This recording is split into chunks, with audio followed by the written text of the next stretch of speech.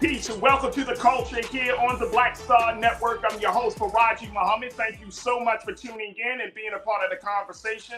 Folks, we got a lot to talk about. First, let's talk about hero or murderer, how a New York City mentally ill man was killed by another passenger on the subway in broad daylight.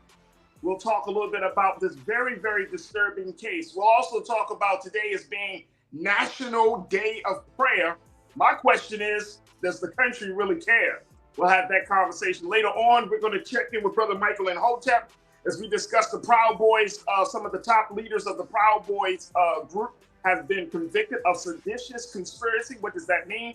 And moving forward, we're going to get an update on the California Reparations Task Force. So stay with us. A lot to talk about in today's edition of The Culture right here on the Black Star Network. Let's go.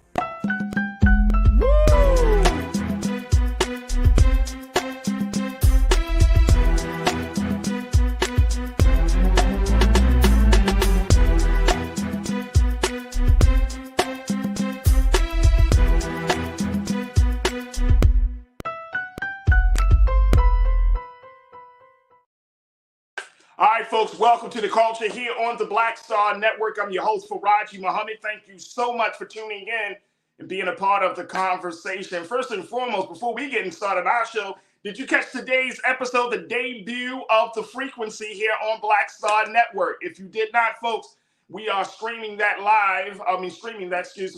The first show aired this afternoon or earlier today. And let me just tell you, we got a show on our hands here on Black Star Network, y'all. We got a show on our hands. Big shout out to my sister D Barnes holding it down. Very first show off the chain. And I would say, let folks know that The Frequency is on the Black Star Network, that we have an iconic hip hop journalist. We have a hip hop artist. There she go right there. My sister D Barnes holding it down for the culture, for real, for real. Make sure y'all check out The Frequency every Thursday here on the Black Star Network. This is a weekly show that will open up conversations about women, hip hop, and so much more. So big shout out to D Barnes and to the team for making sure that we get a little bit of charge from The Frequency earlier today. All right, folks, let's jump right into the conversations. The big discussion that's happening is about what really happened, what led to a death of a black man who was killed on a subway train right in broad daylight. This is a very, very disturbing case that happened in New York City, folks. And we're not going to show you the video because it's just too horrific. But just know that something right did not happen in a situation gone wrong. Let me just share this with you, and I'm going to bring in my brother Sinedu Okorafor, who is a diversity, equity, and inclusion specialist. He is also an activist in the areas of social and racial justice. As we talk about this case, this, again, very, very disturbing case, Brother Sinedu. 30-year-old black man, he was killed by a white passenger who happened to grab him and put him in a chokehold. This was all recorded on camera by a Mr. Juan Alberto Vasquez, who works as a freelance journalist. He posted the horrifying footage on his Facebook page, Luces del Nueva York. Now, the video is, and again, folks, this is very, very sad. It shows the deceased. We don't know the name of the brother who was killed, but apparently he was in a chokehold by this white passenger. Arms and legs are flailing. He even yelled out that he did not eat, he did not drink. And in some moments before he died, he was just yelling at passengers saying that he was willing to die. Then that's when another passenger got up because they said that some of the riders said that this gentleman acted in a hostile and erratic manner. And so a 24-year-old white passenger approached him, put him in the chokehold, and there he died in his arms. Brother Sinedu, what do we do with this? This is in broad daylight. This is in New York City, the most populous city in the country. This is being recorded. You mean to tell me that no one had the heart or the compassion to see that this man was mentally ill to the point where he wasn't, as far as based on the reports, he did not attack anyone. He just basically, yelling and screaming. But you mean to tell me that no one thought there was a better way to handle a situation, or that this 24-year-old white passenger went too far in how he handled the situation? It's one thing to restrain somebody, but it's another thing to put somebody in a chokehold where you could kill them. What happened? What do you think was the breakdown? What went wrong in the situation, Brother Shanidi? I mean, I think, a lot is going on.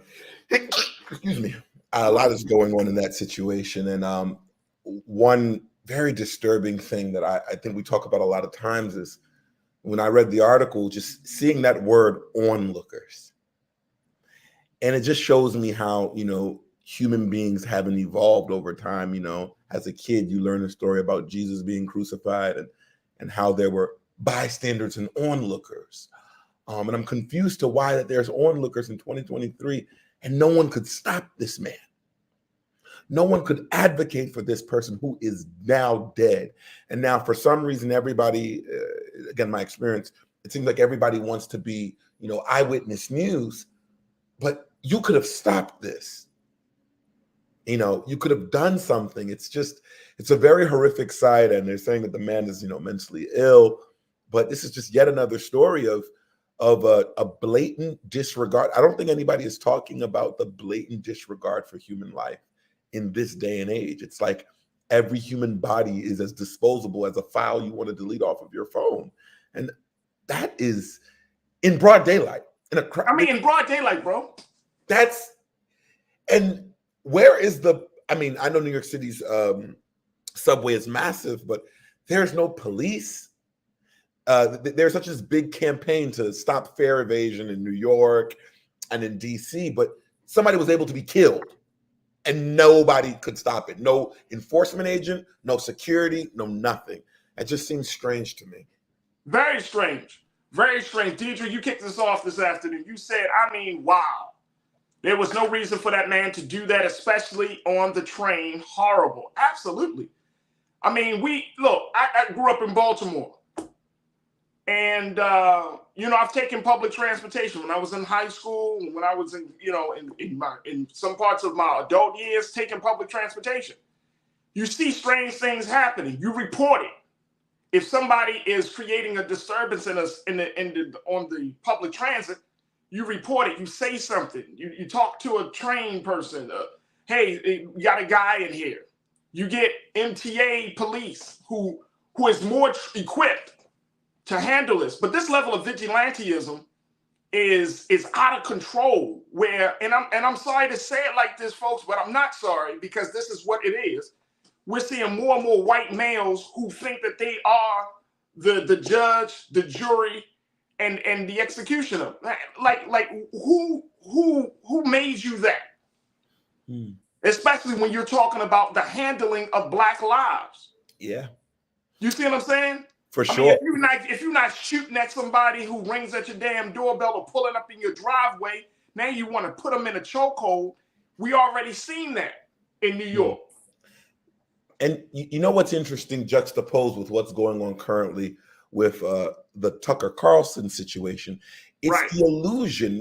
Tucker Carlson had said something along the lines of, in a text message a bombshell that came out, I think yesterday or 2 days ago, that he was describing somebody during the January 6th and said that this isn't typical white people behavior, which again, that is a very infuriating and very psychological statement, because white people been barbaric, right? That's history tells you that's how we got this land, how they got this land, and then we were brought over. Barbarism. And it is this day and age where white men in particular believe that they have autonomy over everything and everyone. And based on society, unfortunately, fortunately, Black people have fallen into this cocoon of hiding themselves and not handling themselves in a way where I think we have to defend ourselves by all means, because it's an extermination. I don't care whether it's a police officer or a stranger on the subway. These people get off. They get very short times. We see that some of the folks involved in, what's his name, the killing of George Floyd, some of them getting 2, 3, 4 years. The most recent guy, 3 years, I think 58 months or something like that. Like right. Which then means that, when you were a kid, a punishment detailed the severity of a crime. If you were just sent to your room for a second, you might tell yourself, I might do the thing again because I'm just going to be sent to my room. And that's where we are. People are just getting sent to their room for these heinous crimes. And I really think something needs to be done about it. And it will be great for that to be a legal thing, but we'll be waiting forever for the legal system. Absolutely. Look, we got to take a quick pause. When we come forward, let's talk more about the details of this case and talk to our brother Sinedu. And folks, I want to hear from you, crew, as we talk about this. The crazy part is the second part, which is what happened when the police did get to the scene. We'll talk a little bit about that and really delve a little bit deeper into this idea, as Sinedu said, of this level that white men can take agency over anybody, anytime, any place with no repercussions. Folks, stay with us. The discussion continues here on The Culture on the Black Star Network.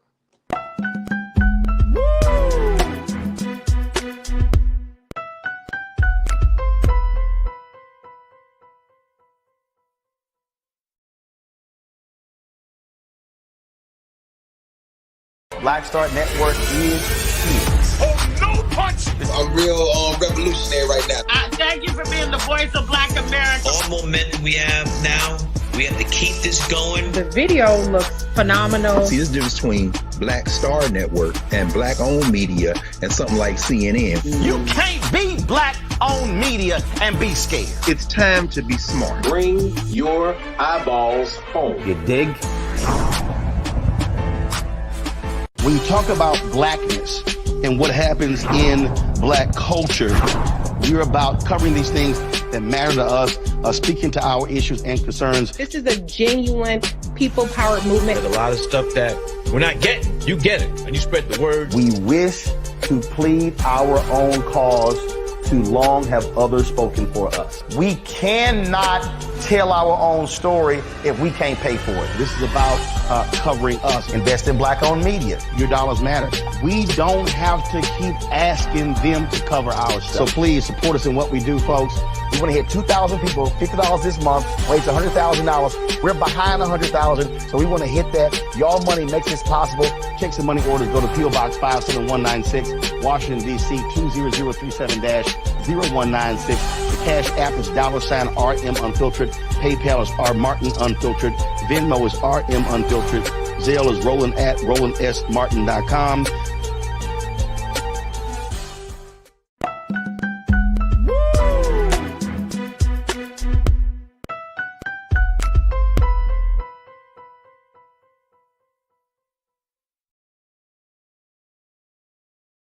All right, folks, welcome back to the show. We've been talking about the horrific murder of a New York City man who was in a chokehold, put in a chokehold by another passenger on a subway station, the F train in New York City.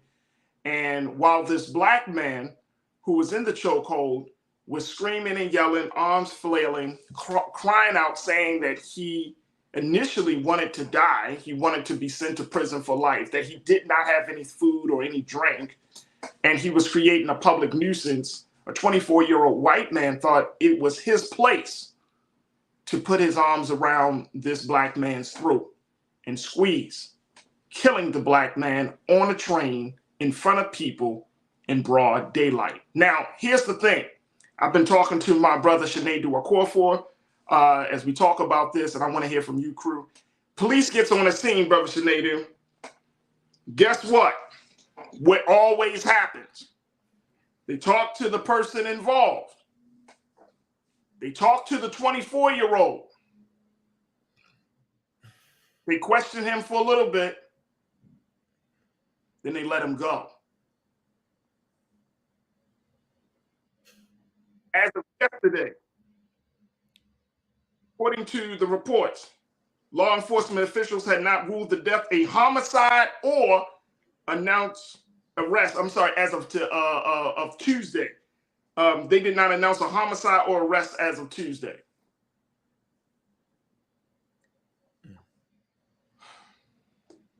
So nobody, I mean, blatant.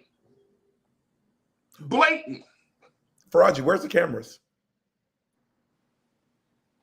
Where are the cameras? They don't have cameras in New York City on the subway. I mean, this is, and it's getting so bad, brother. And I mean, I'm not trying to make light of this because it's insulting to the intelligence of any person of good conscience. Any person that justice can't even be rendered in a very absolute case. Like, what do you mean you don't know if he died?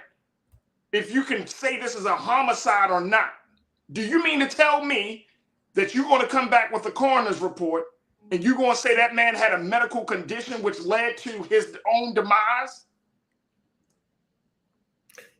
Haven't we heard that before? Didn't they say? Didn't they say? Was it George Floyd or Michael Brown? I can't keep up. But didn't they say that they had some type of pre-existing? Hey, brother, they damn near say that about every victim. Remember now in New York, Eric Garner. That's when the conversation about I can't breathe. The reason that the New York City Police Department got into hot water with the death of Eric Garner is because of the use of the chokehold. So you mean to tell me? All right, let's go to the crew. Let's go to the crew, man. Janae checked in. You said, right, he got to go home alive last night. What the discrimination, lack of equality, equity, that part is infuriating. How about the lack of justice too, Janae? The lack of justice. There's no way in the world. Real Brooklyn. You say, so what would everyone say if the dude that choked him out was black? I'm very interested to know the answer. It doesn't matter. If the answer would be the same for me, Real Brooklyn. Answer would be the same for me. You can't go around killing people because you annoyed. And I have an answer. This is a terrible precedent. Right. Suppose this starts to become a trend on public transit across this country. Somebody gets on the transit, your music is too loud. Boom, I'm gonna kill you. Or I can't get a seat on a bus. Boom, I'm gonna kill you. I mean, come on. When does it, I mean, you know what I'm saying? I know people like, no, that's taking it too far, but Sinead isn't really taking it too far, considering that we're living in a time right now that the slightest infraction to someone's ego, the slightest sense of somebody feeling disrespected. We're living in a time where people get shot just for pulling up on the wrong driveway. And I'm not trying to be fear-mongering, but I'm just letting us know that the sanity of the person, they had a killing down in Texas. They just caught this joker.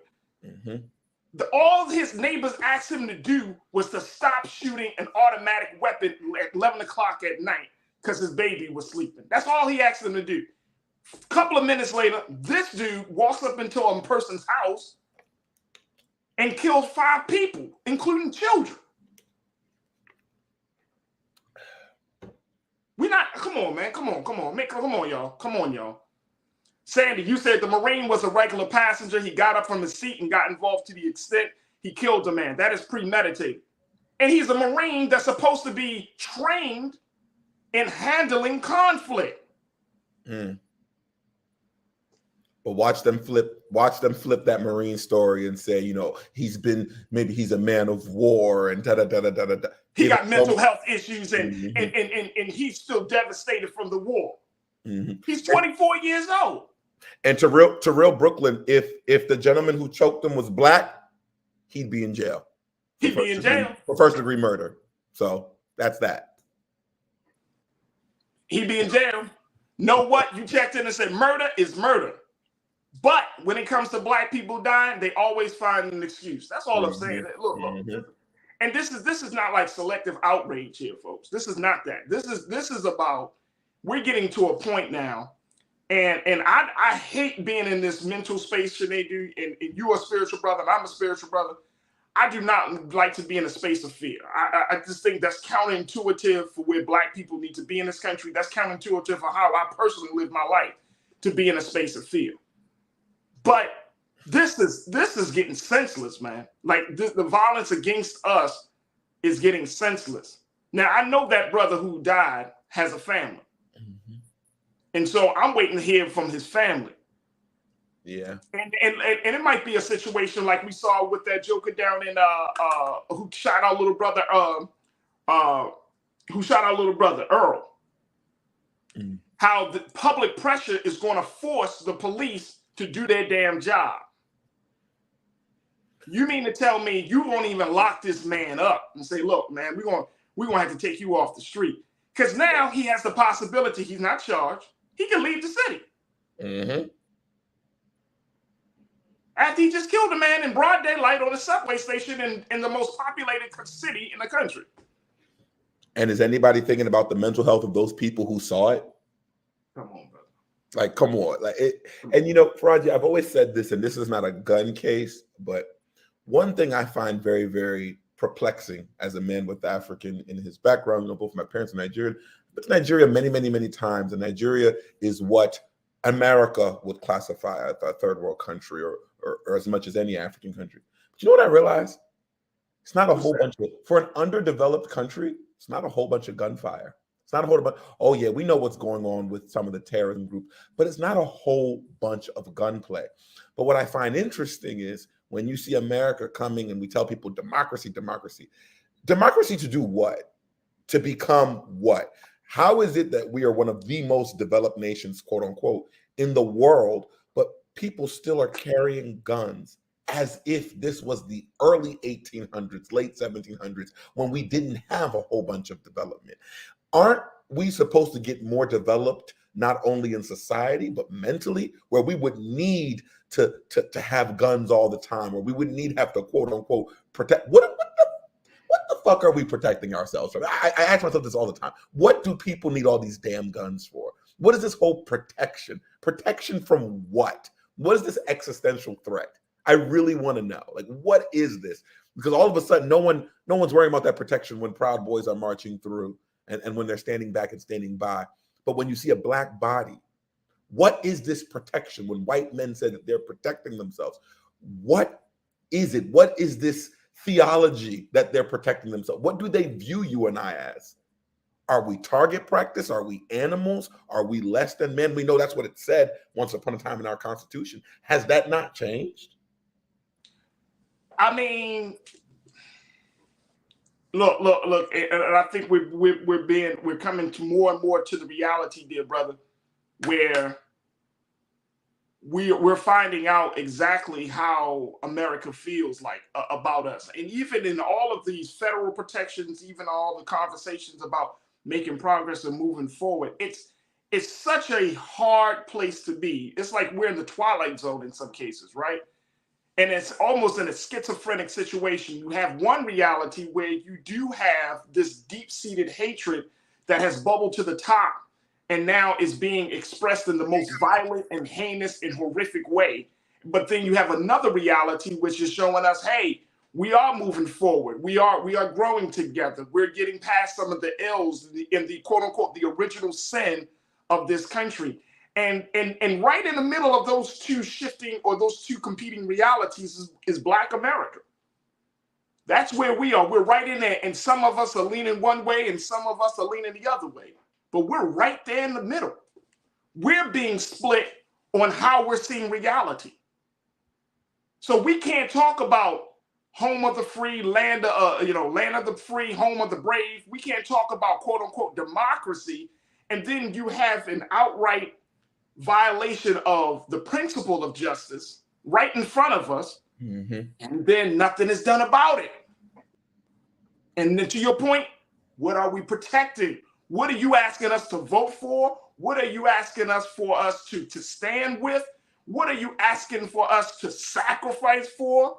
Whose soul is really corrupted and in trouble? Mm-hmm. Look, I got to take a quick pause. When we come forward, we'll have more conversation. with my brother Sinedu and you. Stay with us. It's The Culture here on the Black Star Network.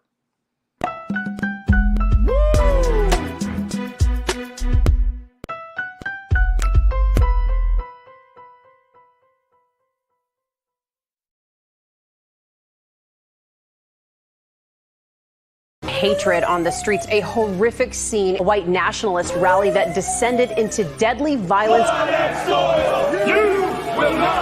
White people are losing their damn minds. An angry pro-Trump mob storms the U.S. Capitol. We're about to see the rise of what I call white minority resistance. We have seen white folks in this country who simply cannot tolerate black folks voting. I think what we're seeing is the inevitable result of violent denial. This is part of American history. Every time that people of color have made progress, whether real or symbolic, there has been what Carol Anderson at Emory University calls white rage as a backlash. This is the rise of the Proud Boys and the Boogaloo Boys. America, there's going to be more of this. Here's all the Proud Boys, guys. This country is getting increasingly racist in its behaviors and its attitudes because of the fear of white people. The fear that they're taking our jobs, they're taking our resources, they're taking our women. This is white fear.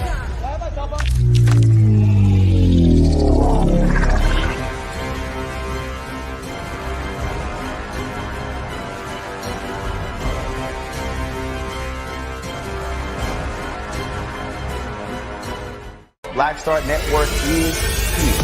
Oh, no punch! I'm real revolutionary right now. Thank you for being the voice of Black America. All momentum we have now, we have to keep this going. The video looks phenomenal. See, this difference between Black Star Network and black-owned media and something like CNN. You can't be black-owned media and be scared. It's time to be smart. Bring your eyeballs home. You dig?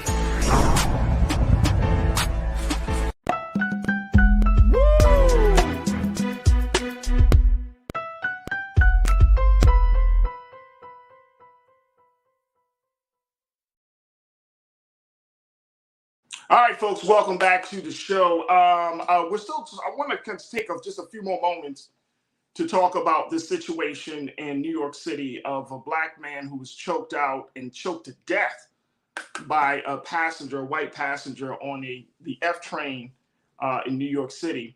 It was all recorded. It was a situation that led to police not making any arrests as of Tuesday. Today's Thursday. So there hasn't been any arrests made. They haven't said that the case is a homicide, even though on camera you can clearly see that the man died at the hands of another man. But then the other element of this, Brother Sinedu, was that along with people watching, a person recording, the man screaming, you have another man on camera holding his arms down. I don't know who that gentleman is, but that other person that's responsible, that person needs to be held accountable too. That person needs to be held accountable too, brother. And I'm making this point just that, you know, it's so easy for us. And it's interesting, like yesterday we had this conversation about loneliness and how loneliness is the new epidemic according to the Surgeon General. And it's so easy for us to kind of like have tunnel vision when we're out in public spaces, right? Like, you know, don't bother me. I don't bother you. I'm just walking to my situation. I'm going what I need to do. I'm sitting here. I'm only worried about what's happening literally in front of me and behind me. But I don't think that's a culture that we can adhere to anymore, brother. It's like we really do have to think that when we go into public spaces or when we're in public transit, whatever space where other people are, we do have to think, if something were to go down, how am I going to respond? Because it would be insane that I could sit there and watch this and not do anything. I mean, a part of your humanity would have to die with that brother. There's no way in the world I could just, not say anything, not do anything. Hey, get off of him. Get off of him. And if the Marine starts to get agitated, hey, so be it. But it's just, and I'm saying this, crew, and y'all tell me, if we can't expect other people to have humanity or see us as humans, if we don't see ourselves as human. You know, Farajii, this is a very dark thought, but I believe if you could sit there and watch another human being die, then whether you know it or not, consciously or subconsciously, you believe that that human being deserves to die too. Woo! We have to have that karma because there's so much all of us could do to do something. Hey, stop. Hey, hey, the police are coming. That's it. That could have been enough to save that man's life. But somebody held him down. Was this planned? Onlookers. So you all I've never understood. You all sat there and watched that human being lose his humanity. And we see it all the time with fights on airplanes and stuff like that. Everybody is more interested in being the first to capture the story than it is to do something about what they see. And that's a learned behavior. It's a taught behavior. If you see our media doing the same thing, what do you expect human beings to do? We ingest what we see. And maybe it's also so many people have died for so many heinous reasons that the feeling in us that cares is gone. I mean, it got to be something. It got to be something. Hey, Deanna checked in. Deanna Michelle, you said this horrific event absolutely was tantamount to a lynching, plain and simple. Dang.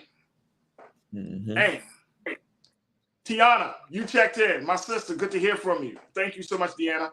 Tiana, you say people have lost their damn minds. I mean this. I'm wondering, Sinead, when we have conversations about mental health, it is interesting because this month is Mental Health Awareness Month. But does this require communities or churches or nonprofit organizations or social civic organizations to have conversations about how to handle people with mental health? We expect the police to know how to handle this. We expect other folks to know how to handle first responders. But it seems like now we may need that same type of training on a community level. Yeah. You know what I'm saying? Like what? Because something is, and like you mentioned, something is not connecting, bro. You know, there was this video I had seen. You know, people do experiments all the time. There's a video I had seen on Instagram where it was this is a little experiment someone did. It was like a crowded, let's say, outdoor shopping venue, and it was a black child by herself. And the video zoomed out and showed people walking back and forth, just ignoring it. But then there was a white child placed there, same spot. And people stopped, came down to their level. Are you okay? And I say that to say, because I like when folks say it's not a racial thing. And I always tell people this.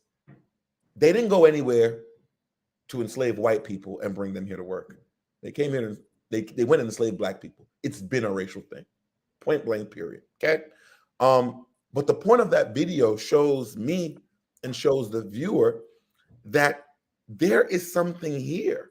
And I know Dr. Francis Cress Welsing talks about this idea of when you see something black, and that's a child, but the humanity that that person deserves as a human being, it disappears. You see it in drastic situations like this, but you also see it in the healthcare field where black women who are pregnant especially are not giving, they say they're not giving pain medicine at a higher rate because most of these doctors believe that we're impervious to pain. And this is a thought that came through from slavery because we survived. But again, it's this idea, do they even view us as humans? And look, check this out. When I'm looking at the latest, and it does seem like the medical examiner, the victim name is Jordan Neely. He's the victim. That's the black man. He was he had suffered from mental health issues before, And they ruled the city medical examiner, and I'm getting this from the Daily News, that found the cause of his death to be compression of the neck. Compression of the neck.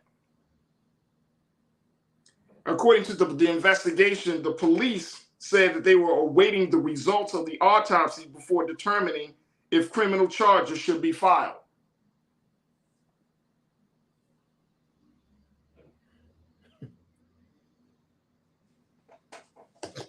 You got to find them now. Did they not see the video? Brother, you got to find them now. Did they not? And it's also a head start to create a backstory. This happened on Monday. They got to find them. So I'm just looking at this situation, and I appreciate my crew for bringing it up. I thank y'all, crew. But and I think Storm Fluent 97, I saw that. So Storm Fluent 97, thank you for checking in and sharing that. That way we can do our due diligence. Compression of the neck. Bob Cosmic, you said it. Compression of the neck, ? George Floyd. We can go down the list, brother. George Floyd, Eric Garner. Who else? But you got to find them now. And I thought that, I thought that in the investigations that they do, and I may be wrong, that if there is enough evidence that they can still hold you while they hold you for less. They hold you for less. They smell weed, don't see it, they hold you. But a human being, whether it's yours or not. Exactly. I'm looking at this. I'm looking at this information, folks. And crew, if y'all find out any more details about this situation, please bring it to the chat. I would love to, bring it up. But we know it's strangulation. It's because of the chokehold. This should have been an open and closed case, bro. Easy. It should have been open and closed case. Easy. Like I said, the other person that's in the video should be charged too, though. They should figure it out. No charges yet. Of course, I'm just saying, once they find this 24-year-old, they got to find this other person, and they need to be charged too. Accessory to murder. Absolutely. Accessory to murder. So there is something happening, but we will have to keep our eyes open on this. We got to take a quick pause. When we come forward, as we talk about humanity, as we talk about justice, do you know today is the National Day of Prayer? Yeah, folks. My question is, does the country care? Are we a country that is that sees the power of prayer and can really, really appreciate it for what it can do to transform people and circumstances? We're going to have that conversation up next. Stay with us. It's The Culture here on the Black Star Network.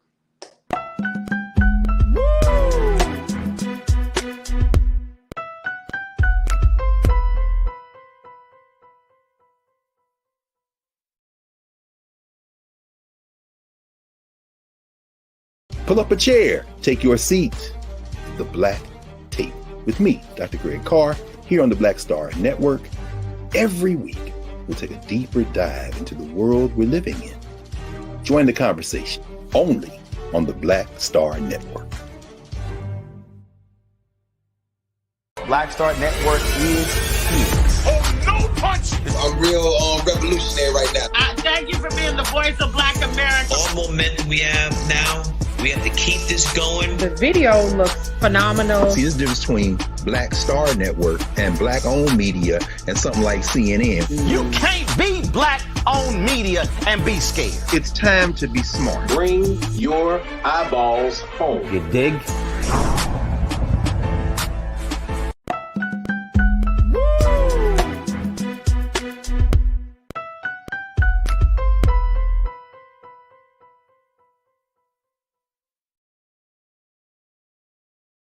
Folks, welcome back to the show. We want to switch gears as we have our next conversation, which is about prayer, as today is the National Day of Prayer. And this day is generally observed on the first Thursday in the month of May in the United States. And this is a day where we look at the power, the exercise of prayer to determine how we can use that power, to use that exercise to move the country forward in a much better way. I've been talking to my brother Sinedu Wakofor, and folks, I've been talking to you as we're looking at this National Day of Prayer. I mean, I think, Sinedu, we can all agree, bro, the country needs some prayer. The country needs some prayer. We're seeing more and more incidents of horrific violence against people who didn't deserve it, unjustified homicides like what we just saw with the case of Jordan Neely. I mean, people are losing their sense of reality. And I know one of the things that prayer has done for me personally, it has centered me. It has brought me back into an understanding of who I am, and as they say, whose I am, because I have no power. I have no power to change some of these circumstances. But the one who prays, the one who seeks that, who seeks relief from all of this madness that is going on around us, he has all the power. But this National Day of Prayer is something that faith leaders from across the country are, emphasizing that people need to take in part of. My question is, though, Brother Sinedu, does the country even care? President Biden put out a proclamation today where he said that on this National Day of Prayer, we recognize the profound power of prayer grounded in deep humility and hope. Deep humility and hope in America. Whew. That's a mighty work you're gonna have to do there. A lot of people aren't hopeful right now, bro. I don't think a lot of people feeling very hopeful. And it's not just black people. I think white people feel the same way. I think Latinos and Hispanic people feel the same way. Anybody that is in this country, I really don't think they're as hopeful, and I know there have been a number of studies about, how confident we are, how hopeful are we about the future of this country, about the times that we're living in. A lot of people aren't hopeful, bro. How did we get there? How did we get to a place of deep humility and hope at this point, bro, from your vantage point? Well, I would say I don't think we were ever there, at least not in the last couple of 100 years. And I'll tell you why I say that. There's always this proclamation that America was founded on the idea of religious freedom and this deep religious freedom. But while you were seeking God, you were killing people. You were doing things against the God that you claim you pray to. So it's just reminiscent of my college days when I get too drunk and I say, God, please, if you make me better, I'll never drink again. And I'm drunk the next weekend. Right. That's what I feel like. And I think we can't use prayer as an elixir or as some type of reset button to our humanity if we're not actually fundamentally asking for help and then stepping into the position of being helped, doing things differently than we did before. But I think folks, God help me, or however you pray, faith without works. And all of a sudden it's a reset. And everybody just says prayer, prayer, prayer, prayer, prayer. We pray before we go to war. We pray. And it's such a oxymoron, juxtaposed. I think what we really need is a come to humanity. I believe prayer is very important. And while you're praying, before you're praying, and after you're praying, don't forget to have a come to humanity moment. Not a come to Jesus, a come to humanity where I, your brother, or she, your sister, that we are all standing in the need of prayer, as they say in the church, and we are all human. We are all on this experiment called life, trying to figure things out. and we all are going to get it wrong consistently. Grace. I agree. I think grace is important more than hope. I think hope is a pipe dream, but grace is something you can easily give just by saying, you know what, Farajii, I've made mistakes too. So I can understand that you made a mistake as well. Simple things that we could do that don't take a whole bunch of sweat equity, but we avoid them. But we can run to a prayer because we feel like that, that exonerates us from the sins that we already know that we're going to commit after that prayer. Well, I think you speak to it, and Pauline checked in. Pauline Hurt, you said the same thing. Prayer without works is dead.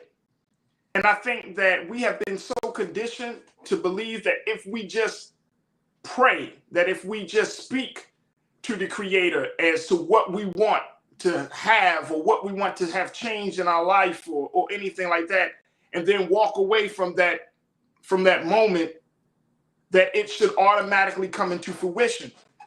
We're not conditioned to believe that, even though that's what the scriptures say, prayer without works is dead. We're not conditioned to truly believe that we have to, when we pray, we're asking the Creator to give us the power to bring our prayer into existence, just as much as we're asking Him for His intervention in our affairs.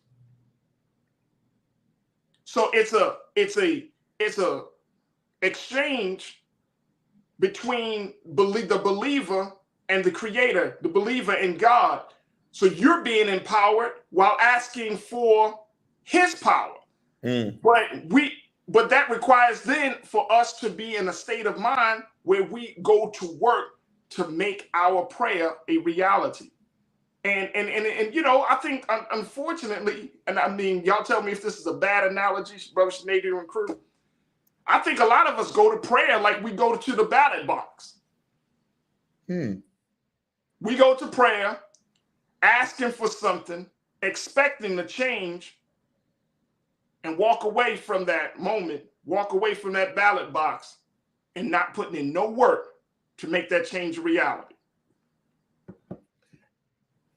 We'll cast our ballot, I voted, but then waiting on some mystery God to change our circumstances. I'm so glad that's a great analogy, because I feel like when you look at the balance of life, it's like a teeter-totter. We go to pray, and then the teeter-totter goes down this way. But then we forget that in order to make that prayer move, we have to do something else. And you're right, it's a ballot. I'm expecting someone or something. And that's very interesting that was a beautiful analogy, because, you're putting it in the hands of someone or something. Right. When it's all in your hands, you do the something, and that all-powerful being will move you into that something, will protect you into that something, will bring those around you who are there to assist you through that something. But it's like, you're right. It's we cast that ballot, get upset, and then say, well, they were supposed to. You're not answering my prayer. Are we doing the work? Are we answering ourselves? Right. And my brother, my pastor, Pastor Damon, he said, Brother Farajii, faith without works is dead. You're right. Pauline said it, prayer without works, but it is faith. Faith without works. You have to exercise your faith. If you want to see, let's go with another analogy. Your faith is like a muscle. You just like you go to the gym and you work out that muscle to get stronger. You got to put your faith to work to get stronger. Otherwise, your faith is going to lay dormant, and it's never going to render you any benefit. And so, we're in a time like this, folks, that it requires us to be active. Whether you're talking about your faith, whether you're talking about your prayer, they both require some level of active participation for us to get out of a place of comfort to get into a place of discomfort. And I think that's and brother, that's why I asked this question. Does the country care? We don't really care. Prayer doesn't really, I know this might sound blasphemous to some, but people don't care. You know what I'm saying? Like, people don't care You can't say, well, this is a society that honors prayer. We say prayer didn't go to war. And stance that I'm taking, I'm just looking at how the culture is. You know what I'm saying? And so, I mean, I'm all good for prayer. You know what I mean? And I think it's a powerful, powerful tool and a great thing to do because it purifies the human soul and spirit. But if you can't even come to the rug, for Muslims, you come to the rug. For Christians, you come to a moment of solace and peace. If you can't come into that space, acknowledging your own humanness or your lack thereof, right? And saying to the Creator, look, I need some help. I need you to help me out here. That's the problem. Some of us don't tend to believe that we have issues on a very soul level. And I think we do. I think we all are affected. You know what I'm saying? We all are affected by the madness of this world. That we all, oh no, I'm good. I don't need no prayer. I don't need that. I don't need it. Okay. Okay. Yeah, and it's funny you say that, and just Farajii, I know we're coming to an end of this segment, but like we also misconstrue what we're praying to and why we're praying. Remember, those ships that came to America with slaves on them had religious names. Let's not forget that the what are they called? The nuclear missiles were called peacekeepers. We do these strange, incongruous juxtaposition to religion, prayer, ideology, faith, into man's evil, into our evil. And we find ways to justify. God told me to do it. We find ways to justify, and we seek everything but the truth. And sometimes the truth is that we do not carry everything to God in prayer. We falter on our friends, or we lean on the society of television and social media. And it's really about releasing of self and saying, God, I really want you to do what you do. That's what I believe prayer is. And that's why in every religion, mostly every religion, almost all of them, everybody prostrates one way or another, because it is a sign of my body is unworthy. Please come upon to me.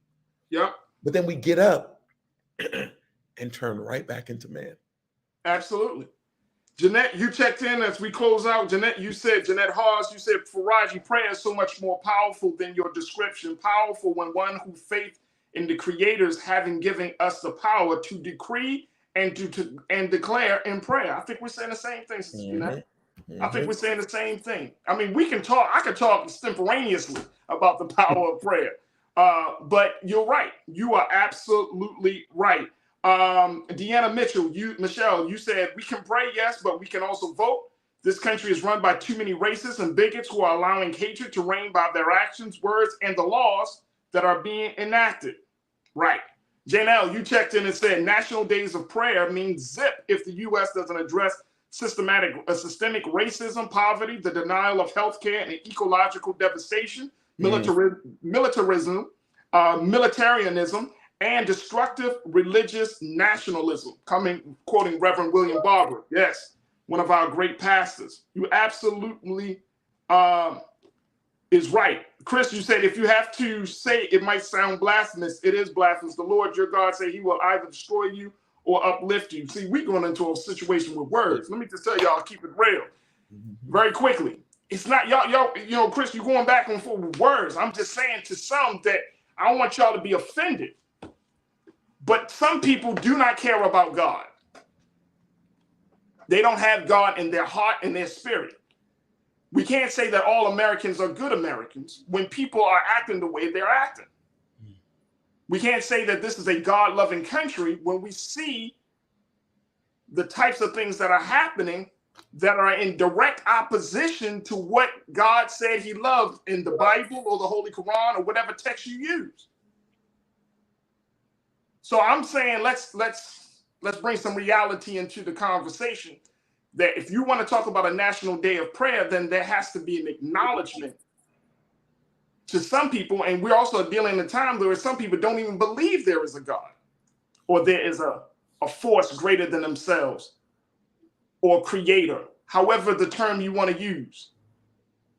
So we can't get on our soapbox, and none of us, even myself, can't get on the soapbox without acknowledging that you got all of these different factions happening. Brother Sinedu, my brother, I appreciate you. I love you, and I thank you so much for joining us in the conversation. It's always a pleasure to have you on, and God willing, we'll return to you sometime next week. All right, inshallah. Thank you, brother. Love you too. Love you too, bro. All right, folks, we got to take a quick pause. When we come forward, let's have the conversation about the Proud Boys being convicted. I'm going to check in with my brother Michael Imhotep of the African History Network, and of course with you. Stay with us. The conversation continues on the culture on the Black Star Network.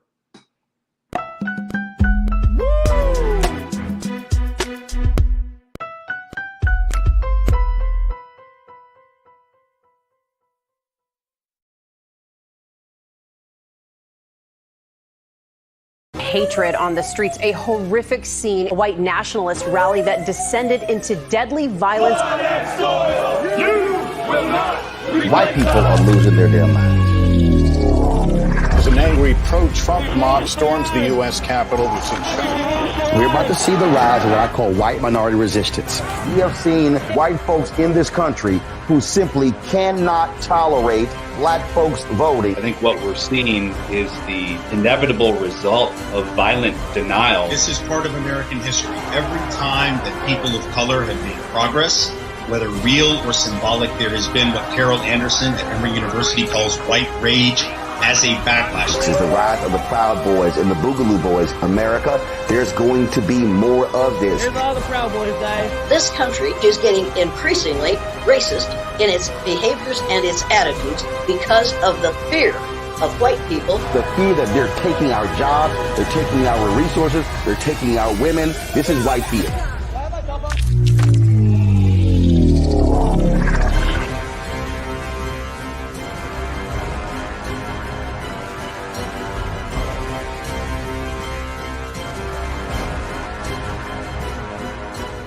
Black Star Network is here. Oh, no punch! I'm real revolutionary right now. Thank you for being the voice of Black America. All momentum we have now, we have to keep this going. The video looks phenomenal. See, there's a difference between Black Star Network and black-owned media and something like CNN. You can't be black-owned media and be scared. It's time to be smart. Bring your eyeballs home. You dig?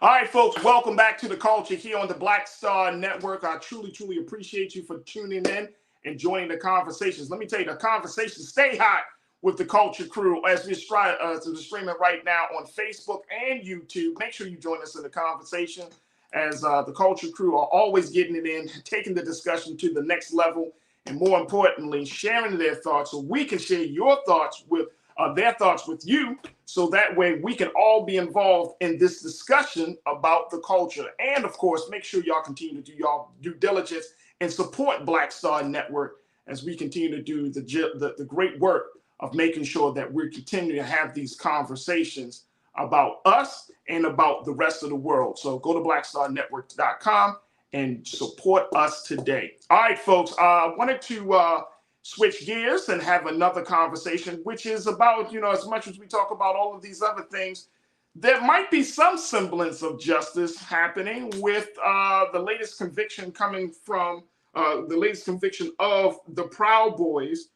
You know what that group is. That's the group that have shown their great support for former President Donald Trump, and one of the white supremacist groups that showed up on January the 6th, and in some cases led the insurrection, that the storming of the Capitol. Well, 4 members of that group, the Proud Boys, been found guilty of seditious conspiracy by a jury in D.C. for their role to forcibly prevent the peaceful transfer of power from then President Donald Trump to Joe Biden after the 2020 election.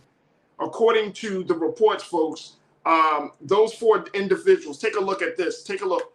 Here are the 4 individuals that were convicted. Defendants Enrico Tarrio, who serves as the Proud Boys' longtime chairman, Ethan Nordine, Joseph Biggs, Zachary Rell, and Dominic Pizzola, they faced a range of charges, including 3 separate conspiracy charges, obstructing the electoral vote, and tampering with evidence. Now, the guilty verdict marks the 3rd time that prosecutors have secured convictions for seditious conspiracy in the Justice Department's historic prosecution of those who breached the U.S. Capitol on January 6, 2021. Here to talk to us about the implications of what this all means and how will it affect things moving forward, especially given the fact that former President Donald Trump is running again for office. Does that mean that these groups like the Proud Boys will be empowered, emboldened to make sure that this happens, or that there will be more violence, or there might be some more political violence against the United States government? We will have to see. Let me bring in my brother, who is going to join us for this part of the conversation, Brother Michael Imhotep. You see him on Roland Martin Unfiltered, but you also see him and can hear him on his show, the African History Network show that he has in Detroit, as well as online. And we are always happy to have my brother joining us. Brother Michael, good afternoon. Good to talk to you again, bro. How you feeling? Hey, Farajii, I'm all right. How are you? I'm good. I'm good. You wanted to talk about this. What's the big part of this story? Because there have been a number of arrests relating to January the 6th. But what is it about this? Close to 1,000 arrests related to January 6th. Yeah. Right. Right. And I think that, and I'm bringing that up because, one, a lot of people don't believe that there was some sort of punishment. We hear that we, of course, we saw what happened, but then we don't always know, well, what's going on with that? And you're absolutely right. Close to 1,000 arrests have been made. But why did this story, why did the conviction of the Proud Boys stick out? What stuck out the most for you for this? Well, it is taking place right now because the jury is still deliberating on 11 of the remaining counts. So this is a continuation. We know Oath Keepers were convicted of seditious conspiracy. Here you have 4 out of the 5 Proud Boys convicted.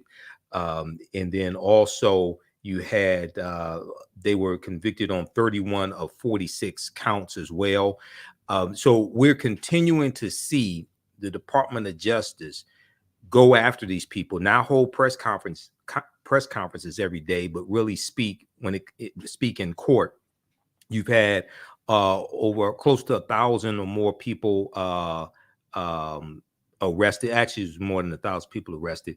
You've had I can't remember how many convictions, somewhere around 500 convictions or so. You've had guilty pleas. So all this is taking place right now, and there is accountability that's happening. And the Proud Boys are looked at as like enforcers of Donald Trump. Okay, they're looked at it as enforcers of Trump, and they're being held accountable as well. So what people, and now it's with Enrique Tarrio, who's the former chairman of the Proud Boys. He was convicted on seditious conspiracy as well, and he wasn't even there on January 6th. Okay, so now, because like when you read the article from the Washington Post today, Proud Boys, Enrique Tarrio, 3 others guilty of January 6th seditious conspiracy. So a lot of legal analysts are thinking that this gives special counsel Jack Smith an opportunity, gives him more footing, more leeway to go after Donald Trump, who was not at the Capitol on January 6th. But the allegations are that Trump incited these insurrectionists and sent them to the U.S. Capitol. He was at the White House watching it after the rally that they had at the White House. He was at the White House watching it and did nothing for 187 minutes. So it's always good when you see domestic terrorists held accountable, number one. And we need to pay attention to this. But also, if our vote didn't matter, why did they work so hard to try to invalidate 16.9 million African Americans' votes? Why did they were sent there to stop a constitutionally mandated bicameral, means both chambers of the legislative branch, the House and the Senate, a bicameral session of the legislative branch of the government to certify the 2020 presidential elections, to certify those electoral college votes. So if our vote didn't matter, why did they try to overthrow the government to keep Trump in office and then validate the votes of 16.9 million African Americans? So this is why understanding history, law, and politics and economics is so important. Okay, so we need to pay close attention to this and other investigations and trials that are taking place as well. Let me ask you this, Brother Michael, before we take our next pause. Do you think that with these convictions, with these arrests, that it really puts a dent in the white supremacist, white nationalist groups from growing, from emerging? Like I said, President Trump, he talking about he planning to run again. So these well, he is running again. He is running. I mean, he's running again. So these groups are still in existence. Do you think Sure. that all of this stuff is still is it putting a dent on that movement? I think what it's doing is showing that if you go out here and do this, we're going to find you. We're going to keep in mind, most of them were not arrested on January 6th. They were arrested afterward. The FBI hunted them down. You're going to be brought to justice. You're going to be prosecuted. Okay, you're going to lose your job. You may lose your house. You're going to be convicted. You're going to go to prison. You're going to get felonies.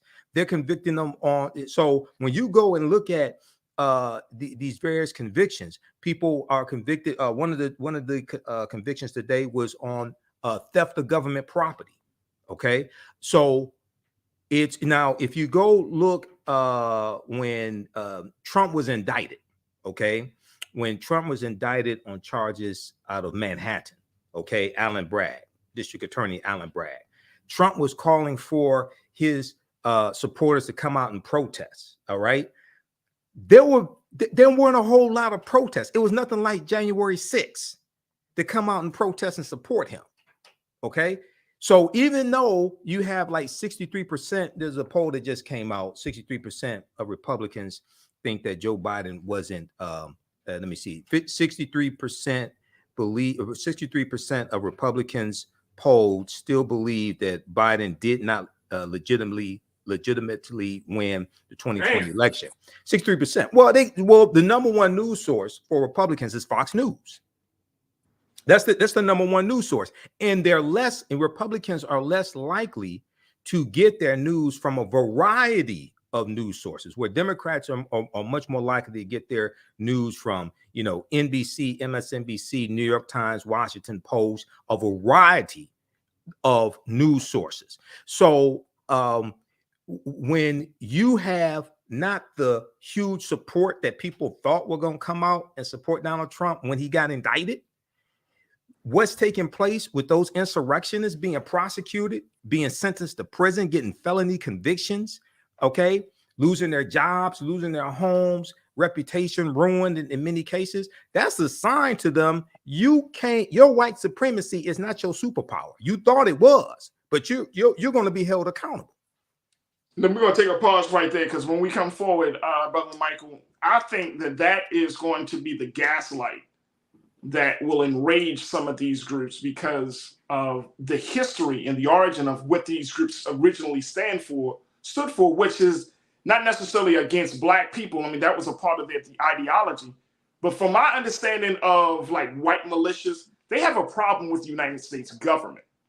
They have a problem with the political structure and the system that we are in. So I think this is going to be very, very interesting. Folks, we got to take a quick pause. When we come forward more with my brother Michael and Hotep, I would love to hear from you, crew. What are your thoughts about this as Proud Boys are being convicted?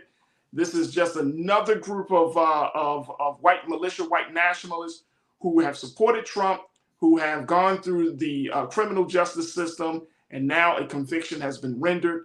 And as a result of that, do you think this is going to change the dynamic of hate and the dynamic of insurrection in this country? Join us in the conversation right now as we're streaming on YouTube and Facebook, and stay with us It's the culture here on the Black Star Network.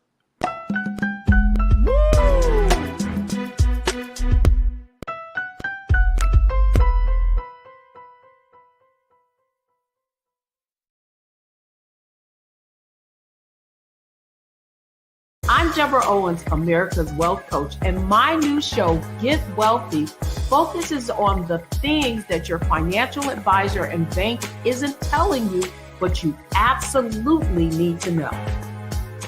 So watch Get Wealthy on the Black Star Network.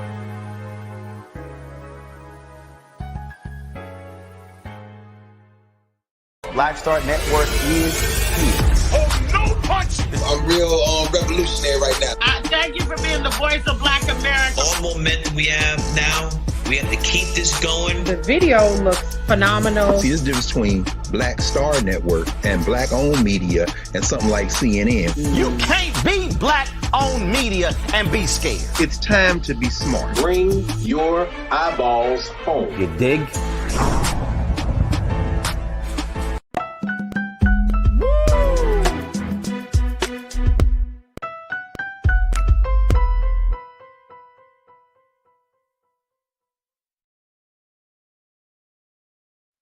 All right, folks, welcome back to the show. We've been talking about the conviction of the white supremacist group, the Proud Boys, and they have some of their leader and 4 of their members were convicted of seditious conspiracy, a charge that has been rendered with other groups involved in the January 6th storming of the Capitol. And we've been talking about this subject with my brother Michael Imhotep, who's given us his analysis and, more importantly, helping us to connect the dots on how we should see this conviction, this latest set of convictions for those who are involved in January 6th, and keeping that in mind for moving forward. Folks, I want you to join me in the conversation. I want to get your take on this, crew. Do you think that this situation here, what we're seeing with the Proud Boys and other folks who have been arrested, who have been convicted, do you think that this is going to create an even more emboldened stance for these groups who have a beef with the government? Not just about with Black people and all of those things, but they do have an ideological beef with the government. Do you think that this is going to open up their ranks, add to their ranks, or do you think that this is going to be like a way to finally shut down on these militias? Brother Michael, you was making a point that, when we saw Trump being indicted in that Manhattan court, even though the media wanted to play it up as if, and I'm talking about some of the larger mainstream media wanted to play it up as if there was going to be just as many people storming the Manhattan court as we saw on the Capitol. That wasn't the case. That wasn't the case. Well, so do you feel like these folks, that these guys who are part of these militias and part of these groups, they are finally getting the message like, man, I mean, we could talk about white supremacy all day, but this government is going to bring the hammer down on us. Our lives will be destroyed. And I'm asking that, brother, because I remember watching one of the January 6th hearings, and I don't know this guy's name, but he was a former member. Right. Of I think he was a Proud Boy or something, or Oath Keeper.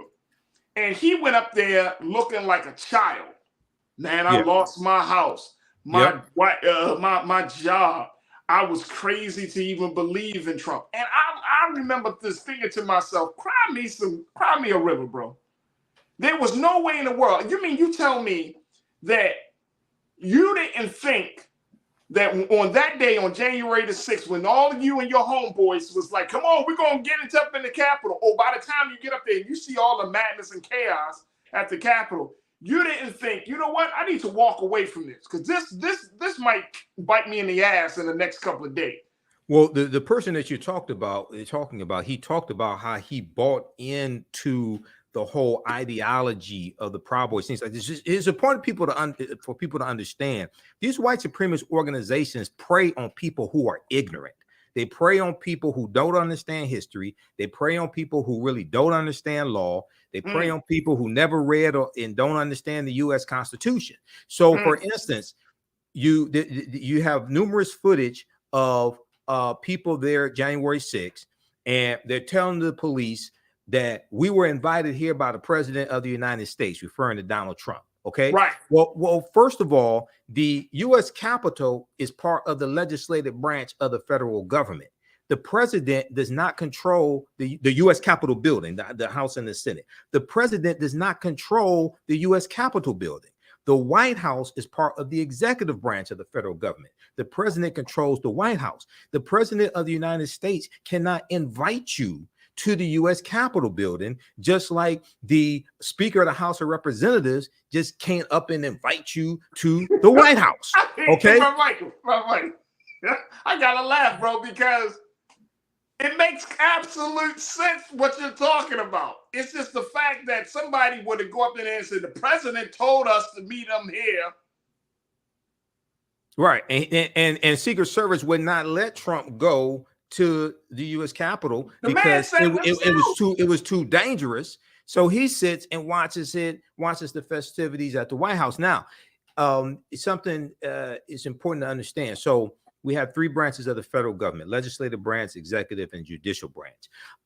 When the president holds his or her State of the Union address, typically the president will hold it in the chamber of the House of Representatives. Okay, the president has to get permission from the Speaker of the House of Representatives to hold the State of the Union address inside the House chamber, because the president does not control the House chamber. The Speaker of the House of Representatives controls it. Okay, so when Donald Trump gave his one of his State of the Union addresses in the House chamber, he had to get permission from Nancy Pelosi. Right.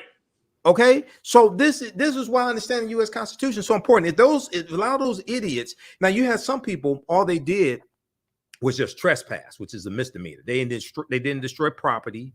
They weren't some of the domestic terrorists that assaulted 140 police officers. They didn't steal government property, anything like that. They were just dumb and just trespassed. Okay. If they read and understand the U.S. Constitution, it would have saved them a lot of trouble and they wouldn't have to deal with legal charges. All right. And then also, just for the sake of accuracy, I posted an article here from CNBC.com. Hopefully you could bring it up on the screen. This is from March 23rd, updated March 23rd, 2023. DOJ says at least 1,000 Trump supporters arrested for January 6th Capitol riot. And in the article, because I said you've had over 1,000 arrested. In the article, about 518 people have pleaded guilty to federal crimes so far, the DOJ said in an update marking 26 months since the riot. So what happens is bad news travels fast. And when these domestic terrorists are pleading guilty, they're getting felonies, they're going to prison, they're losing their rights, things like this. Bad news travels fast in the white supremacist network. So even though it may not change how they think, for a lot of them, it will change how they act, because they see accountability. They see, oh, they're going to come after me. I may walk away, but they're going to show up at my doorstep. They're going to arrest me. I'm going to lose my job, lose my family, lose my house, etc. This is lose my freedom, possibly. Oh, absolutely. Let me go to the crew, because folks are checking in on and talking about this. Official Sanika, you said Farajii. Huh? Can you hear me? Okay. We're gonna get his sound together. Official Sanika, you said, I pray that Black people wake up and realize that no amount of legislation will prevent people from disrespecting Black folks' humanity. Official Sanika, I pray the same thing too. Thank you so much for checking in. Lori, you said, didn't Trump say at all of his rallies that he loved the uneducated and ignorant? That's good. That's an interesting one right there. I don't know. And I'm gonna ask my brother Michael, did Trump say that? Let's bring Brother Michael back into the frame here.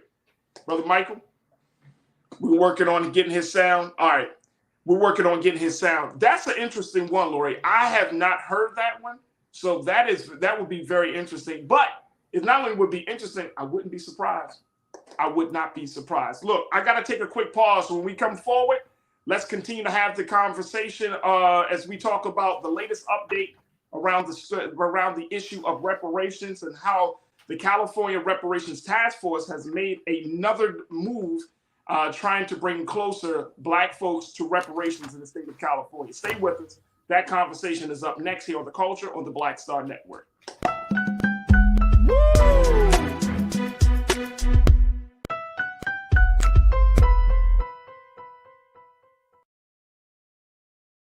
Hi, I'm Dr. Jackie Hood Martin, and I have a question for you. Ever feel as if your life is teetering and the weight and pressure of the world is consistently on your shoulders? Well, let me tell you, living a balanced life isn't easy. Join me each Tuesday on Black Star Network for a Balanced Life with Dr. Jackie.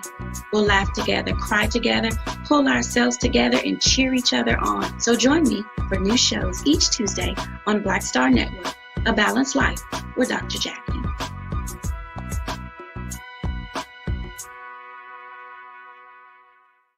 When you talk about blackness and what happens in Black culture, we're about covering these things that matter to us, speaking to our issues and concerns. This is a genuine people-powered movement. There's a lot of stuff that we're not getting. You get it, and you spread the word. We wish to plead our own cause.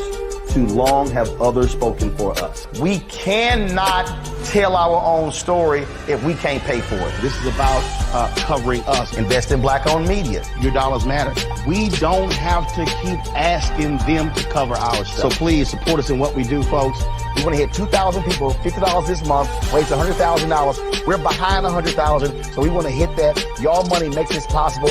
Checks and money orders go to P.O. Box 57196, Washington, D.C. 20037-0196. The Cash App is $RM Unfiltered. PayPal is R Martin Unfiltered. Venmo is RM Unfiltered. Zelle is Roland@RolandSMartin.com. Hatred on the streets, a horrific scene, a white nationalist rally that descended into deadly violence. White people are losing their damn minds. As an angry pro-Trump mob storms the U.S. Capitol, we've seen shootings. We're about to see the rise of what I call white minority resistance. We have seen white folks in this country who simply cannot tolerate Black folks voting. I think what we're seeing is the inevitable result of violent denial. This is part of American history. Every time that people of color have made progress, whether real or symbolic, there has been what Carol Anderson at Emory University calls white rage as a backlash. This is the rise of the Proud Boys and the Boogaloo Boys. America, there's going to be more of this. Here's all the Proud Boys, guys. This country is getting increasingly racist in its behaviors and its attitudes because of the fear of white people. The fear that they're taking our jobs, they're taking our resources, they're taking our women. This is white fear.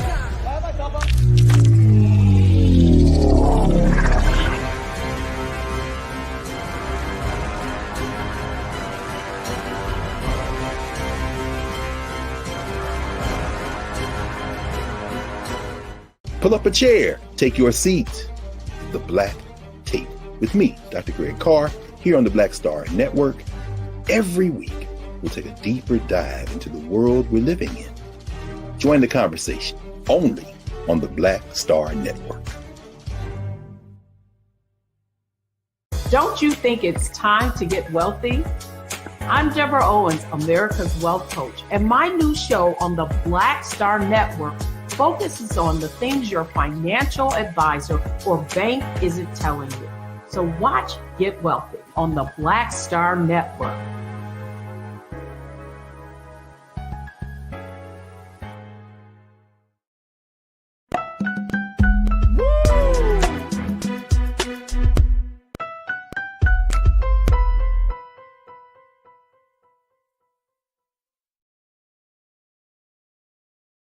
All right, folks, welcome back to The Culture here on the Black Star Network.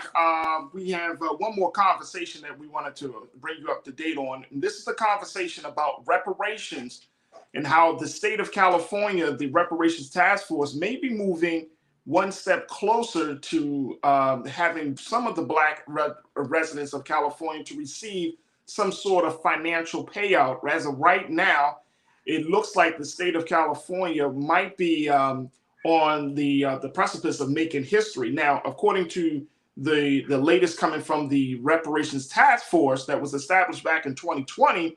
This, first and foremost, this task force is the first and only task force in the rest of compared to the rest of the country.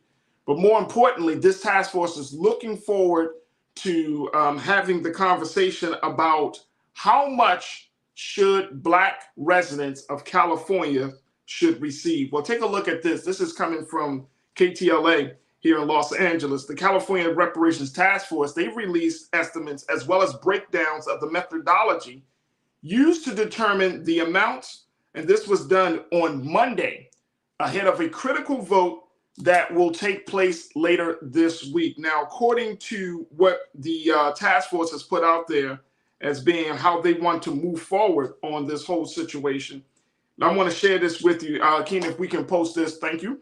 The California Reparations Task Force, they are talking about, I'm looking at the second paragraph here, folks.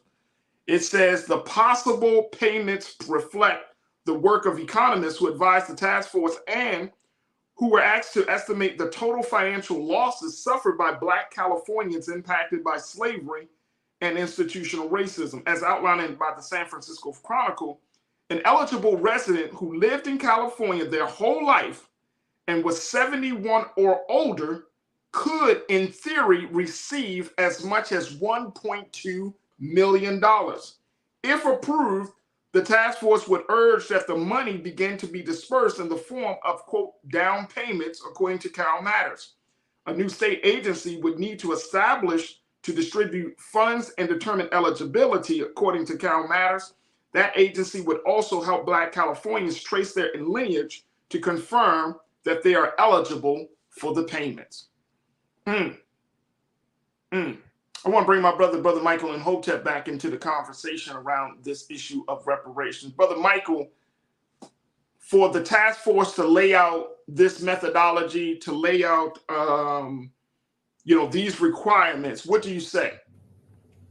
Well, they're progressing along. They by July 2023, they have to present their second and final report that makes the recommendations. The interim report came out June 1st, 2022. It's 500 pages. I've read the 28-page executive summary. I'm working my way through the full 500-page report. So they're continuing the task. They were charged with coming up with a methodology to determine the amount for reparations. They weren't charged with putting a dollar amount on it. That's what the state assembly, that's what the state legislature in California would do. The California Reparations Task Force was charged with coming up with the methodology. So they consulted with economists who have done that. Now, once again, as we talked about before here on the show, in the 28-page executive summary, they outline 12 harms. Okay, they outline 12 harms that African Americans have suffered nationwide, but also there in the state of California. They talk about enslavement, even though they've identified about 1,500 people who were in a semi-slavery state in California. When California comes into the Union in 1850, they come into the Union as a free state. They talk about racial terror, political disenfranchisement, housing segregation, separate and unequal education, racism in environment and infrastructure, like the expressways coming through California, as well as through San Francisco, especially wiping out African-American communities and businesses, pathologizing the Black family, control over creative, cultural, and intellectual life, stolen labor and hindered opportunity, an unjust legal system, mental and physical harm and neglect. And the 12th one is the racial wealth gap, So they're continuing in their charge, what they're supposed to do. So what I think is important for us to do is, one, read the first report, especially 28 page executive summary. Two, one of the things that they talked about in the article from KTLA is the California Reparations Task Force is also recommending that a state agency like the Freedmen's Bureau be created to help African Americans. It would need to be established to distribute funds and to determine eligibility, but also help African Americans in California trace their lineage to confirm that they are eligible for the payments. So once again, based upon California state law, race-based policies are illegal. So this is why I think it was 2022, they voted to make any type of benefits that are distributed based upon lineage. You'd have to prove your lineage that you were descended from someone who was enslaved prior to 1900 or of African descent who arrived in the country prior to 1900. And what they're trying to do is legally get around the restriction on race-based policies in the state of California. So whatever benefits are passed in the state legislature and signed into law by Governor Gavin Newsom won't get overturned in court when Republicans file lawsuits, because lawsuits are coming. I'm telling you right now, if Republicans file lawsuits to block the debt forgiveness on student loans, the executive order that President Joe Biden did, and that's going to help millions of white people, they're coming after this. So knowing that, Brother Michael, do you feel like the California Reparations Task Force is prepared?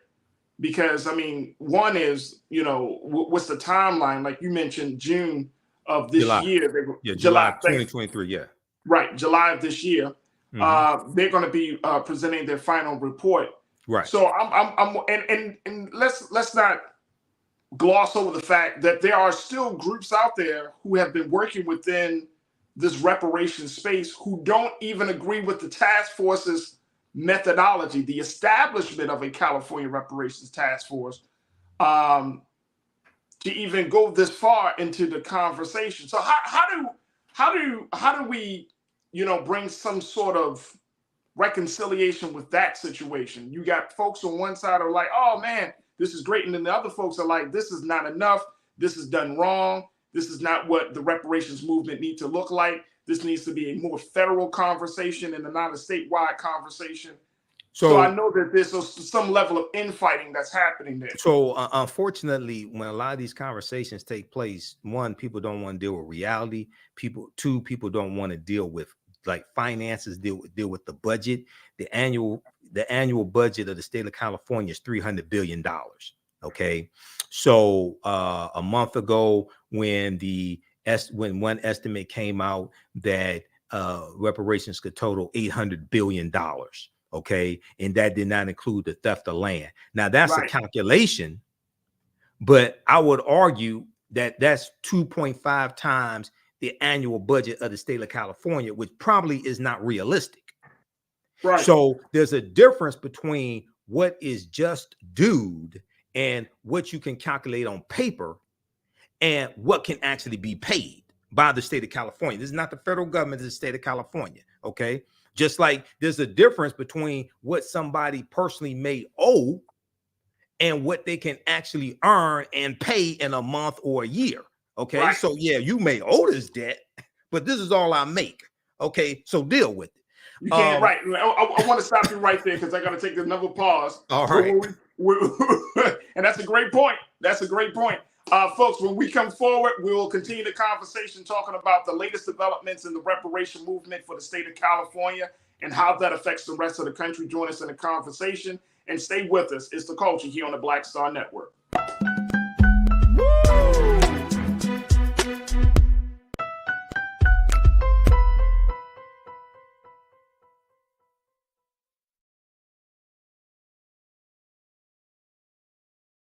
Pull up a chair, take your seat.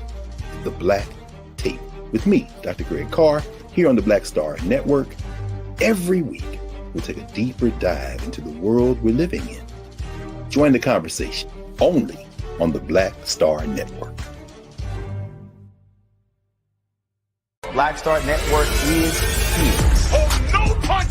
real revolutionary right now. Thank you for being the voice of Black America. All momentum we have now, we have to keep this going. The video looks phenomenal. See, there's a difference between Black Star Network and Black-owned media and something like CNN. You can't be Black-owned media and be scared. It's time to be smart. Bring your eyeballs home. You dig?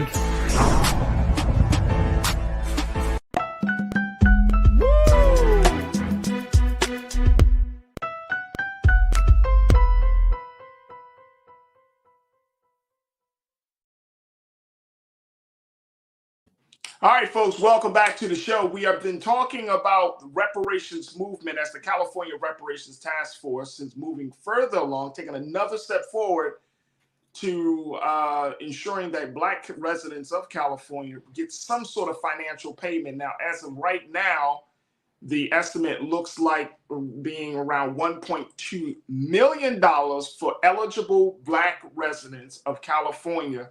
And those eligible residents would have to adhere to the metric or to the requirements of living in California their whole life, being 71 or older, and that those who would be eligible would have to go through the process of making sure that they are in fact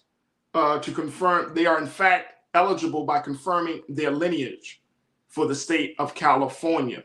And there's a couple of other requirements that Black residents would have to take in order to become eligible for that $1.2 million. The other part about that is that the task force is urging that the money begin to be dispersed in the form of down payments, and that a new state agency would be created to distribute funds and to determine eligibility. Now, we've been talking to my brother Michael and Hotep, about this situation.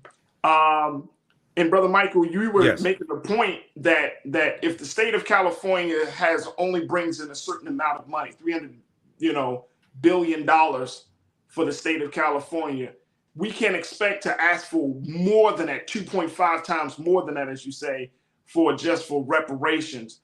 So the 1.2 million, does that sound more reasonable for residents that are older than 71 here in the state of California? Well, number one, I'm not sure how many people are going to qualify for that. We'll have to see how many people qualify for that. Two, are the 1.2 million, is it going to be in installments or is it going to be in a lump sum? I'm not sure. I mean, they said down payments. So it could be in installments. Right. That is only one part of the compensation. That's only one part of the restitution, the cash payments. So a lot of this more will come out when their final report comes out. I know when we looked at San Francisco, for instance, in San Francisco, so like statewide in California, African Americans are like 6% of the population, right around that. Same as San Francisco. Okay, so we'll have to get more details on this. But I wanted to address what you were saying, where you have some groups that say we need to deal with federal legislation as opposed to state. We need to do both. Wherever we are in power, we need to push to repair the damage that government did. This is designed chiefly to repair the damage that the state of California government did, not necessarily the federal government. Okay, we need to deal with the federal government, but the largest effort to deal with the federal government so far has been to get a study done, HR 40. Okay, no disrespect to the Honorable John Conyers from Detroit, where I live, who represented Detroit, and no disrespect to Sheila Jackson Lee of Texas.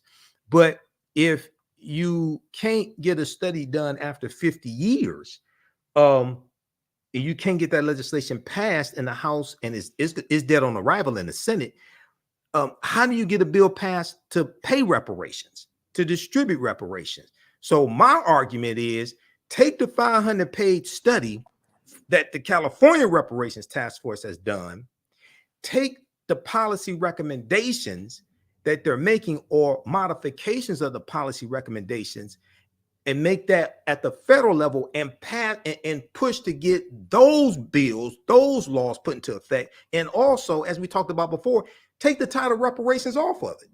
The reason why is because African Americans are about 14% of the population. Reparations nationally, okay, outside of the African American community, reparations is not popular.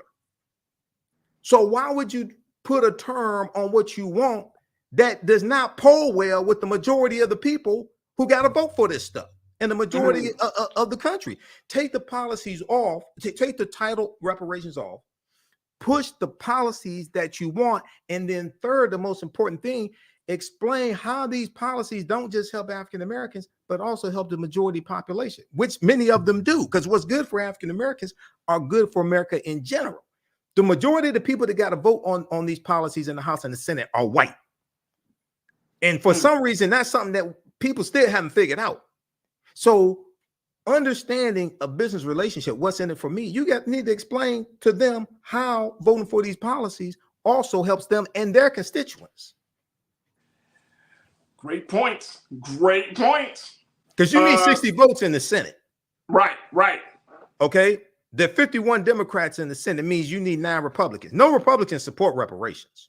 No. Not in the House or in the Senate, not even the black ones. So the way this has to be marketed, it has to be better. Number one. Number two, and people mean well. I understand this. People mean well, sacrifice their lives, things like this. But the way this has to be marketed has to be better. Number one. Number two, our purpose for voting has to be better explained. Stop telling African Americans to vote for exercise. If you want to exercise, you go to the gym and work out. You vote for power. You vote for power acquisition to be able to put people in place to get policies passed that are beneficial to you, your family, and your people. What's good for African Americans is good for America. Politics is the legal distribution that scarce wealth, power, and resources, and the writing of laws, statutes, ordinances, amendments, and treaties, their adoption, interpretation, and enforcement. Okay. Once you change what the purpose is, the end result, then you understand that you have to lay out a strategy that puts you on the road to accomplish the end result. But if you're told that you vote for exercise, you vote because of Dr. King and Fannie Lou Hamer, even though we need to study their history. No, you vote for the present and the future with the understanding of the past, and we stand on their shoulders. But you have to vote for, see, politics impacts every aspect of our lives, from the water we drink to the air we breathe to the food we eat. Everything deals with politics. So you have to vote for policies that are beneficial to us, as opposed to symbolism, talking about voting to exercise your right to vote. No. Absolutely. Absolutely. I'm looking at this piece, and I'm going to get to a couple of crew members before we close out today. But USA Today just put this piece out, Brother Michael, saying that the California Task Force is set to vote on plan for reparations this weekend. They are planning to host their next meeting this weekend, and it's supposed to be set this Saturday at Mills College in Oakland, California. Right. Yeah, they've been doing a lot of. Go ahead. Mills College in Oakland, California is where the next meeting for the Reparations Task Force for California will be held at. That will be this Saturday, and they have. They are putting together, as Brother Michael has been talking about, they're putting together their final recommendations to be submitted by June 30th to the California State Legislature. Right. So we're talking about a very short period of time. This is already May, the beginning of May. This has been a 2-year process, basically, a two-year process. They're trying to bring it all together. Right. And you know, this is going to, if it goes through, and this is the, you know, you always talking about politics and history and understanding the legal system. Right. Gavin Newsom is a contender, or has been talked about, for running for president of the United States. Well, he's not going to run against Joe Biden. That's not happening. He ain't running against Joe Biden. He probably won't run against Joe Biden. But in the future, in the future, he may might run. be, right. Yeah. But the fact is that if he decides, if the legislature decides, I mean, this is going to be historic in a very big way. Right. Not only just in talking about getting reparations, the cash payout, but you're talking about setting up an infrastructure, a model that other states can start to use, where correct, you might have task force in Detroit and in Michigan and Maryland and other places. Right. Well, there's a reparations task force here in Detroit, but yeah, statewide, yeah, this will set the model. This will set a precedent. That's all. Yeah, and for the federal level as well. Yes, and for the federal level, absolutely, and for the federal level, right? Mm-hmm. But and I was telling a sister I know that because in a lot of cases, because we were talking about this, that a lot of this does have to happen on a state level in order for the president or for Congress to really take it seriously on a federal level, because it's coming out of their budget. It's not coming out of the federal budget. It would have to come, the way the conversation is shaping up, it looks like it's going to be coming out of these state budgets rather than the federal budget. Right, right. And not only that, it will set a precedence, it will set a model that then can be used at the federal level. So first of all, shout out to Attorney Camila Moore, who's the chairwoman of the California Reparations Task Force. I think she's been doing a fantastic job. I've been following this for 2 years, as well as shout out to everybody who serves on the task force, okay? Because this is a lot of work.